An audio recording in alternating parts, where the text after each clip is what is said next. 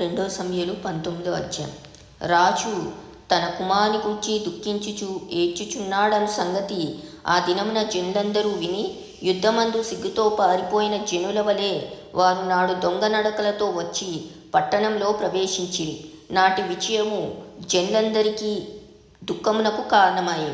రాజు ముఖం కప్పుకొని, అబ్షలోమా నా కుమారుడా, అబ్షలోమా నా కుమారుడా, నా కుమారుడా అని కేకలు వేయుచు ఏడ్చుచుండగా, రాజు అబ్షలోమును గూర్చి దుఃఖించుచు ఏడ్చుచున్నాడను సంగతి యోవాబు విని, నగరి అందున్న రాజునొద్దకు వచ్చి, నీ ప్రాణమును, నీ కుమారుల ప్రాణములను, నీ కుమార్తెల ప్రాణములను, నీ భార్యల ప్రాణములను, నీ ఉపపత్నుల ప్రాణములను ఈ దినమున రక్షించిన నీ సేవకులందరినీ నేడు సిగ్గుపరచి, నీ స్నేహితుల ఎడల ప్రేమ చూపక నీ శత్రువుల ఎడల ప్రేమ చూపుచు ఈ దినమున అధిపతులను సేవకులను నీకు ఇష్టజనులు కారని నీవు కనపరిచితివి.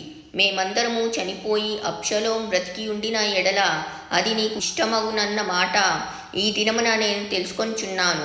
ఇప్పుడు లేచి బయటికి వచ్చి నీ సేవకులను ధైర్యపరచుము. నీవు బయటికి రాకుండిన ఎడల ఈ రాత్రి ఒక్కడునూ నీ వద్ద నిల్వడని యెహోవా నామమును బట్టి ప్రమాణం చేసి చెప్పుచున్నాను. నీ బాల్యం నుండి నేటి వరకు నీకు ప్రాప్తించిన అపాయములన్నింటికంటే అది నీకు కష్టతరంగా ఉండునని రాజుతో మనవి చేయగా, రాజు లేచి వచ్చి గుమ్మంలో కూర్చుండెను. రాజు గుమ్మంలో కూర్చున్నాడను మాట జనులందరూ విని రాజును దర్శింపవచ్చిరి గాని ఇశ్రాయేలు వారు తమ తమ ఇండ్లకు పారిపోయిరి. అంతటా ఇశ్రాయేలు వారి గోత్రములకు చేరికైన జనులందరూ ఇట్లనుకొనిరి, మన శత్రువుల చేతిలో నుండి ఫిలిస్తీన్ల చేతిలో నుండి మనలను విడిపించిన రాజు అబ్షలోమునకు భయపడి దేశంలో నుండి పారిపోయాను. మన మీద మనము రాజుగా పట్టాభిషేకము చేసిన అబ్షలోము యుద్ధమందు మరణమాయెను. కాబట్టి మనము రాజును మరలా తోడుకొని వచ్చుటను గూర్చి ఎలా మాట్లాడకపోతిమి? రాజైన దావీదు ఇది విని యాజకులకు సాదోకునకును అబ్యాతారునకును వర్తమానం పంపి, ఇశ్రాయేలు వారందరూ మాట్లాడుకొను సంగతి నగర్లోనున్న రాజునకు వినబడెను గనుక రాజును నగర్నికి మళ్ళా తోడుకొని రాకుండా మీరెందుకు ఆలస్యం చేయుచున్నారు?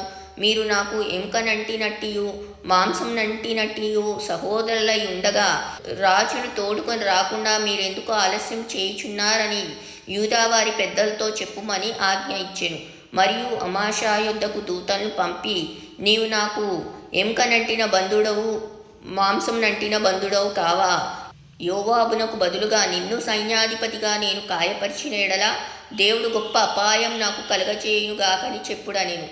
అతడు పోయి ఎవరినూ తప్పకుండా యూదావారినందరినీ రాజునకు ఇష్టపూర్వకంగా లోబడినట్లు చేయగా, నీవును నీ సేవకులందరినూ మళ్ళా రావాలనన్న వర్తమానము వారు రాజునొద్దకు పంపిరి. రాజు తిరిగి యోర్దాను నది యొద్దకు రాగా యూదావారు రాజును ఎదుర్కొనుటకును రాజును నది యువతలకు తోడుకొని వచ్చుటకును గిల్గాలునకు వచ్చిరి. అంతలో బహూరీమునందున్న బెన్యామీనీయుడగు గేరా కుమారుడైన షిమ్మీ త్వరపడి రాజైన దావీదును ఎదుర్కొనుటకై యూదావారితో కూడా వచ్చెను. అతని యొద్ద 1000 మంది బెన్యామీనీయులు ఉండిరి.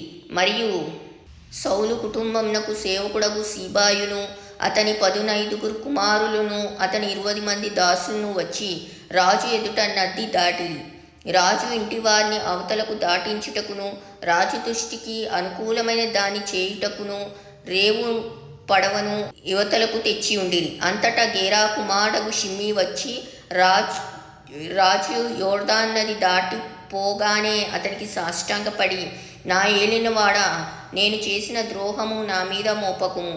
నా ఏలినవాడువును రాజువునగు నీవు యెరూషలేమును విడిచిన వేళ నీ దాసుడనగు నేను మూర్ఖించి చేసిన దోషమును జ్ఞాపకమందుంచకుము, మనస్సునందుంచుకొనకము. నేను పాపం చేస్తునని నాకు తెలిసినది గనుక యోసేపు వారందరితో కూడా నా ఏలినవాడువును రాజువునగు నిన్ను ఎదుర్కొనుటకై నేను ముందుగా వచ్చి ఉన్నానెను.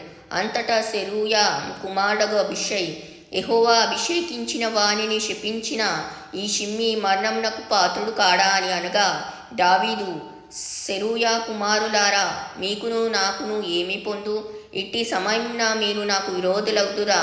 ఇశ్రాయేలు వారిలో ఎవరైనాను ఈ దినమున మరణశిక్ష నొందుదురా? ఇప్పుడు నేను ఇశ్రాయేలు వారి మీద రాజునైతినను సంగతి నాకు తెలిసేయున్నదని చెప్పి ప్రమాణం చేసి నీకు మరణశిక్ష విధింపనని షిమ్మీతో సెలవిచ్చెను. మరియు సౌలు కుమారుడగు మెఫీబోషెతు రాజును ఎదుర్కొంటకు వచ్చెను.